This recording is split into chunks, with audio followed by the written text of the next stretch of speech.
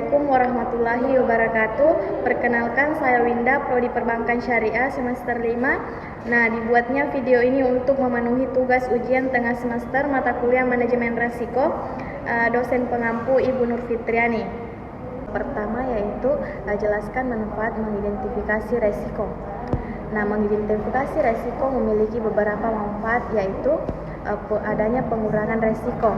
Dengan mengidentifikasi resiko, kita dapat mengambil langkah-langkah pencegahan untuk mengurangi resiko yang dapat mempengaruhi proyek atau organisasi. Nah, yang kedua, perencanaan yang lebih baik. Identifikasi resiko membantu dalam perencanaan proyek atau organisasi dengan lebih baik. Dengan mengetahui resiko yang mungkin timbul, kita dapat mengalokasikan sumber daya yang tepat, membuat rencana cadangan, dan merencanakan tindakan yang diperlukan untuk mengatasi resiko tersebut. Nah, yang terakhir, penetapan prioritas. Mengidentifikasi resiko membantu dalam menetapkan prioritas. Dengan mengetahui resiko-resiko yang paling berpotensi, kita dapat fokus pada penanganan resiko-resiko yang paling signifikan dan mengabaikan hal-hal yang kurang berdampak. Selanjutnya, soal yang kedua yaitu mengapa sumber daya manusia merupakan faktor penting dalam lingkungan pengendalian resiko. Nah, sumber daya manusia merupakan faktor yang penting dalam lingkungan pengendalian risiko karena pengetahuan dan keterampilan yang dimiliki oleh sumber daya manusia dapat membantu dalam mengidentifikasi, mengukur, dan memonitor risiko yang ada di perusahaan. Yang kedua, sumber daya manusia yang kompeten dapat dilakukan analisis risiko secara efektif dan mengambil langkah-langkah yang tepat untuk mengurangi dan mengendalikan risiko.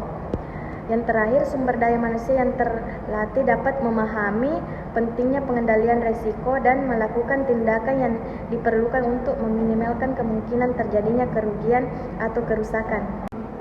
Selanjutnya, soal yang ketiga yaitu jelaskan dua tujuan dari asuransi. Nah, tujuan utama asuransi adalah memberikan perlindungan keuangan kepada pemegang polis atau peserta asuransi dalam situasi-situasi yang tidak terduga seperti kecelakaan, penyakit serius, atau kehilangan harta benda. Asuransi dapat membantu mengurangi dampak finansial yang ditimbulkan. Dengan membayar premi secara berkala, pemegang polis mendapatkan jaminan bahwa jika terjadi peristiwa yang dicakup oleh polis, perusahaan asuransi akan memberikan kompensasi atau manfaat finansial sesuai dengan syarat dan ketentuan polis. Nah, asuransi juga bertujuan untuk mengurangi resiko finansial bagi individu, keluarga, dan bisnis. Dengan memindahkan resiko ke perusahaan asuransi, pemegang polis dapat merasa lebih aman dan siap menghadapi situasi-situasi yang tidak terduga.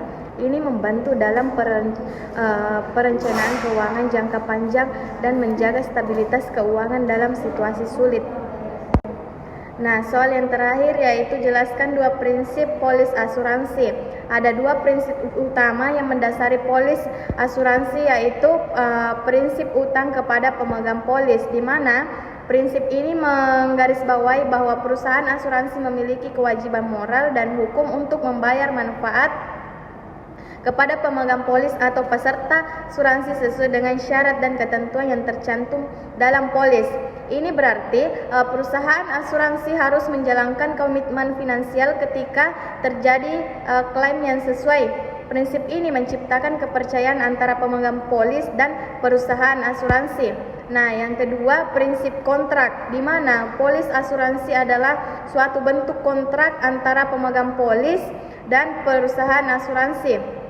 Kontrak ini mengatur hak dan kewajiban kedua belah pihak. Prinsip ini menekankan pentingnya kejelasan dalam syarat dan ketentuan polis, serta perlindungan hukum. Belah pihak diharapkan mematuhi perjanjian yang telah dibuat, termasuk pembayaran premi dan pemegang polis dan pembayaran manfaat oleh perusahaan asuransi ketika klaim diajukan. Nah, itulah tadi jawaban dari saya mengenai soal ujian tengah semester. Kurang dan lebihnya mohon dimaafkan. Wabillahi taufiq wal hidayah. Wassalamualaikum warahmatullahi wabarakatuh.